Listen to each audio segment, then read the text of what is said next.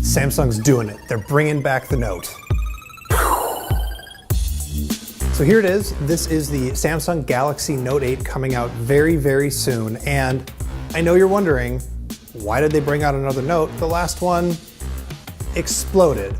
Well, Samsung says that they're fans of the Note. They're very, very passionate about it, and they love them some S Pen.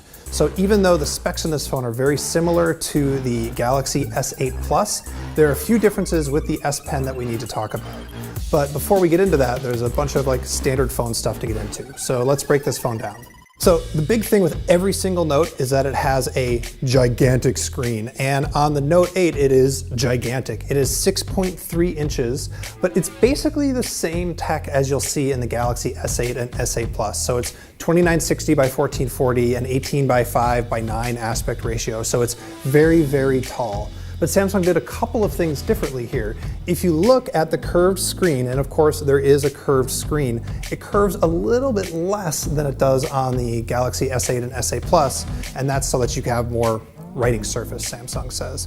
They've also added some better multitasking. So one of the things you can do is you can launch 2 apps and pair them together. So in your launcher, you will have 2 app icons next to each other. So if you always launch, I don't know, messaging and memos, you can always have those pop up at the same time, which is pretty nice. Not a lot of people do as much multitasking as they could on these big phones, but having the S Pen to drag the window size, it makes it more convenient. And as long as we're talking about the S Pen, let's show you some of the other new stuff that you can do.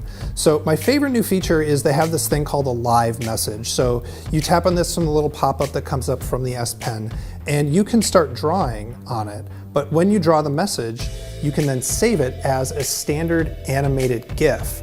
So when you send it out via, text message, Allo if you're crazy, or whatever messenger service you're using, it will work with this thing, and when it gets received on the other end, they actually get to watch the animation happen. It's kind of similar to what you can do with an iPhone and iMessage, but it works across basically every single app.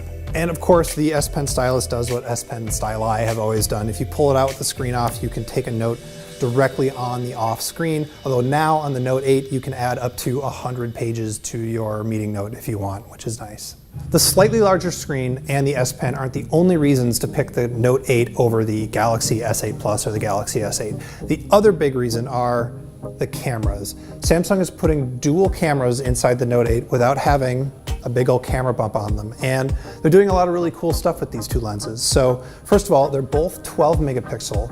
One is a wide-angle lens and one is a telephoto lens. So you can turn on dual capture. And what that does is it takes a live focus. You can see I've got all the blur and everything else going on here. But it also takes both the wide-angle and the telephoto, so you've got different options.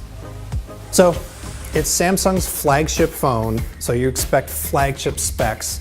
And flagship right now means a few really straightforward things. It means a Snapdragon 835 processor in the US. They'll use their own Exynos stuff elsewhere in the world. It means 6 gigabytes of RAM and a default of 64 gigs of storage in the US, but it's expandable with microSD on your own.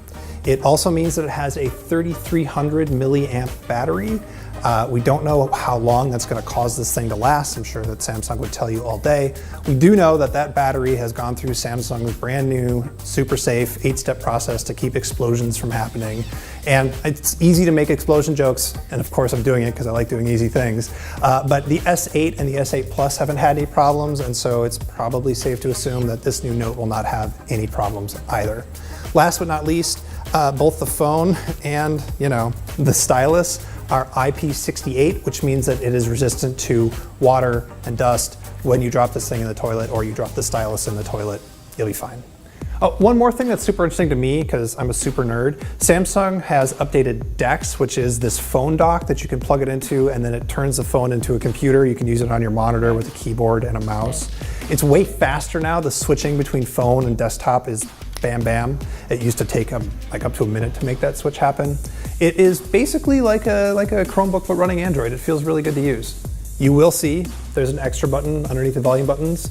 That is for Bixby, Samsung's personal assistant that is designed to help you figure out how to do stuff on the phone and not compete directly with Siri and the Google Assistant and whatever.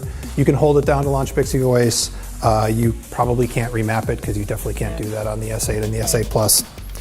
it's there. Samsung's trying to build an ecosystem. We'll see how they do with that. So what do we know about the Note 8? Well, we know it's big. It's a Note.